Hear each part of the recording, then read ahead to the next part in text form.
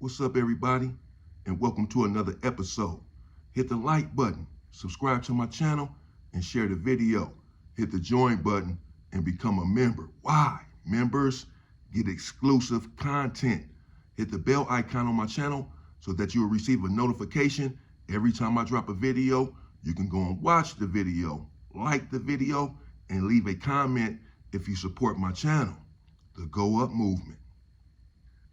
Let's get right into it. The melee that the Rolling 60s had with Fred Dog from Bounty Hunter.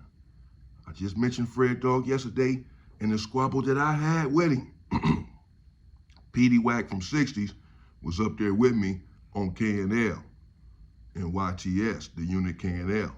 Petey Wack had juice. Young dude had juice with the counselor. He used to come out and have walks at night with the counselor, him and this other non-affiliate dude who was also cool with everyone in the building. Big juice. Petey Wack, a strong dude. Typically, I'm always good with the people that I did time with when I see them later on somewhere. We just have a certain respect for each other. It can be a South Side or a Wood. If I was with a Wood in High Desert and I see him later on in the county jail, we always end up being cool because we understand that it was us against the system and that we stayed strong. We didn't go PC and we conducted ourselves like men. So it builds a certain camaraderie. I've always been cool with anyone that I did time with. Petey Wack was no different. And so I knew Petey Wack before. And so there in YTS, we were real cool. We used to chop it up all the time about Black history, this, that, and the other. He was just a calm, cool dude. Again, I told you about Fred Dog already. Allegedly, he's a bully. Petey Wack is a little short dude, this particular Petey Wack right here. Little short, dark-skinned dude. Now, they had no prior conflict from my understanding when this situation transpired. You know how me and Fred Dog, we had a prior conflict out there on the rec yard. So we set up the fight. But we had already had words by the time we got to the fighting. That's why we had to fight, because we had words. In this situation, him and Petey Wack were cool, like everybody on the unit was cool with each other when they were not fighting each other. When we were not at each other's throats, we were all cool. Him and Petey Wack were no different. And they had no prior conflict whatsoever from my understanding. This is just one of those things that happened right there on the spot. They got into it and it went up. That's why you always must be prepared when you come out of your cell for any given situation. So we're there in the gym and we're practicing. Petey Wack is not even on the basketball team, but he has juice. So he used to come in the gym with us and just chill. And it'd be other units sometimes in the gym. When we played our basketball games against other units, it will always be at nighttime, right there in the gym. It'd be other teams in there practicing sometimes, or just in there, or people in there hanging out. In the gym, you should be able to come in there and hang out, play different sports in the gym, or just hang out, your unit sometimes. So it was another unit in there at the time. But K&L, my unit, we in there practicing basketball. Petey Wack is there, Fred Dog is there. Now, the other unit that was there, I don't remember what unit it was, but it was a dude in there from 60s. I cannot think of this dude's name. I think he was one of the Bones, one of the Bones. And he was brown skinned, had long hair, and kind of tall. But you can tell he was with the business. He was tatted up. I just had a feeling he wasn't for it. And Fred Dog is in there, and Lunatic from Pueblos, he's on the unit with us. He's in there. Lunatic is a big dude, also had a little fake Jerry curl, but he had size. And he was a strong dude. Lunatic, I used to mess with Lunatic every day. He was my neighbor. Him and B-Dog from Pueblos was Sally's. And we all in there, and Fred Dog is on the basketball court practicing. Now, whatever happened, I don't know. Petey Wack is over there on the bench, but Fred Dog, he came from off the basketball court. And he went over there and he started talking to Petey Wack. Now, I'm sitting on the bench by this time. And I just happened to look over there to my right and I see Fred Dog like waving his hands. Petey Wack ain't saying nothing. He just sitting there looking at the dude. He just looking up at him. and ain't saying nothing. But Fred Dog is waving his hands, getting a little bit animated, but he's not really getting loud yet. People on the basketball court and the rest of the gym, they don't really see what's going on, because again, there's no loud talking, just little gestures. But I can see that this is some sort of conflict that's transpiring. So I go back to watching the practice, not really paying it any further mind. And I just happened to look over there a few seconds later. And when I look, you can see that Fred Dog from Bounty Hunter was coming out of his swinging position. He had already swung on Petey Wack and hit him. And Petey Wack was falling down with his eyes closed.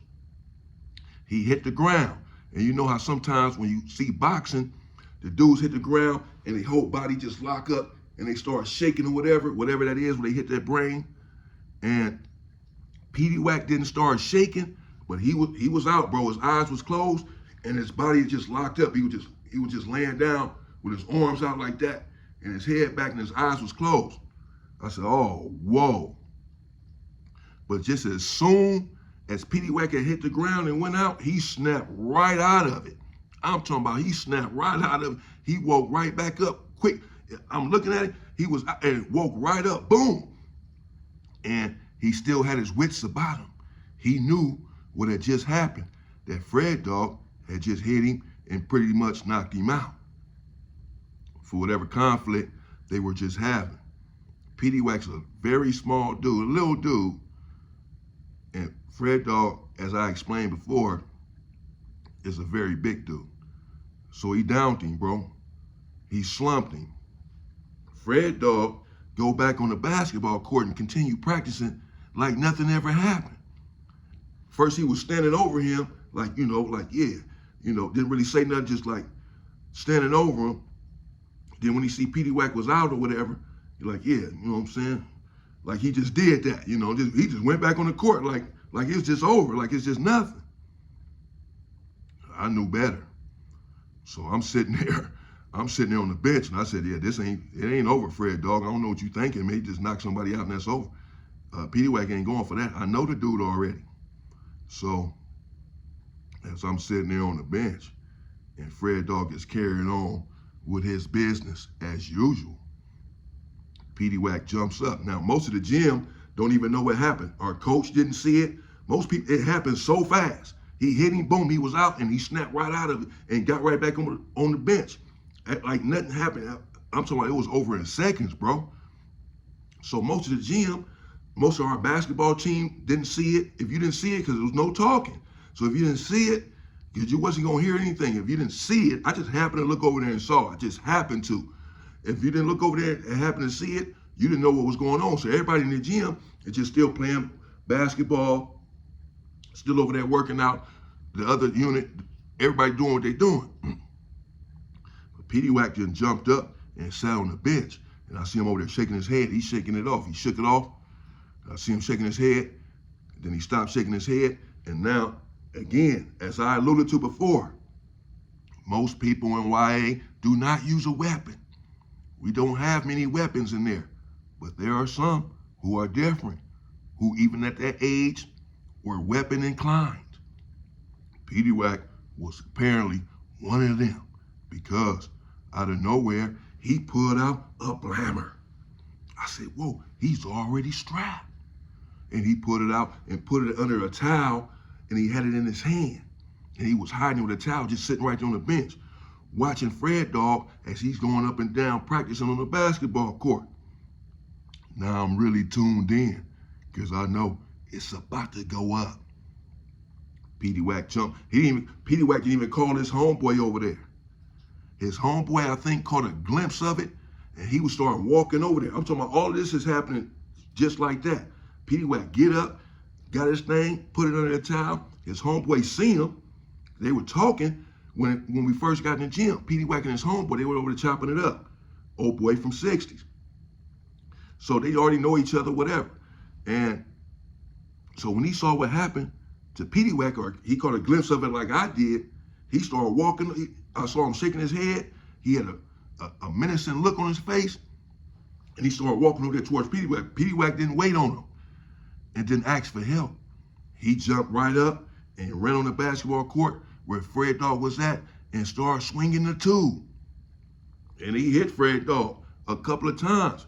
Fred Dog turned around like he was about to run for a minute. He saw what was going on, like, oh man. And Petey Wack is swinging that thing at him and hit him.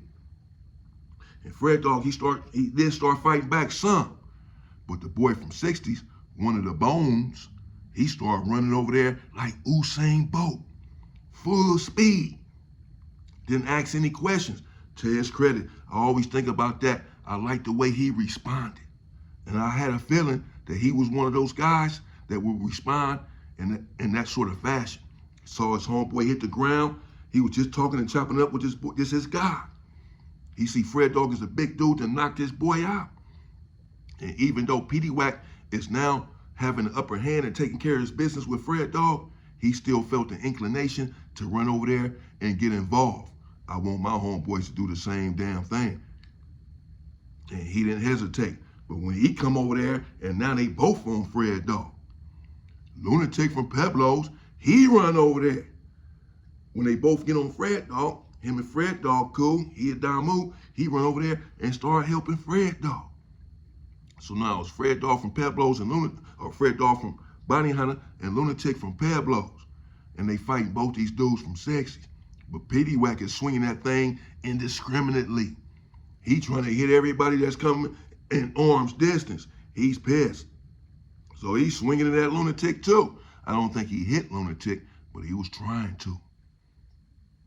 And then finally, everyone broke it up. The police didn't necessarily break it up. The coach was like, once he saw the weapon involved, he stood down. And then everyone else sort of stopped it. And we went back to the unit. That was the end of practice because there was blood all over the gym floor. Fred Dog's blood. And we had to stop practice. And we all got back to the unit. Some people were a little shook up because, again, not many weapons are involved there in YTS. And they patched Fred Dog up back in the unit. And his homeboys told him, you need to calm down and stand down. The mere thought that you believe that you can put someone in bed, that you can knock them out and continue on with your basketball practice as if nothing ever happened, speaks to your bulliness and your arrogance. Your ability to bully people and think that no one would ever respond. You done lost your mind. And from my understanding, and the rest of the time that I was there, him and Petey Wack never had any more problems. Fred Dog didn't respond with a weapon after that situation happened. Petey Wack hit him, and that was it. Petey Wack didn't go nowhere. He stayed right there on the unit and was ready for any more fun. But none ever came his way. And that was the end of that with Fred Dog and Petey Wack. But there was a couple of more situations that happened right there in YTS. Something went down with the Venice Show Lines. Baby Ghost from Venice Show Line was up there. That's my guy and my boy Twin. And man, well, a couple of incidents transpired that led to a bit of bloodshed. I'm going to have to bring you that story soon. And coming up at some point, I'm going to get into Tiny Goofy and Porky. It's coming. I'm also going to get a story on Milk. I'm just being careful with it. I don't really want to ruffle any feathers. But I got to do what I got to do to push my channel and get the content to the people. Join the membership. And in the meanwhile, stay free, people.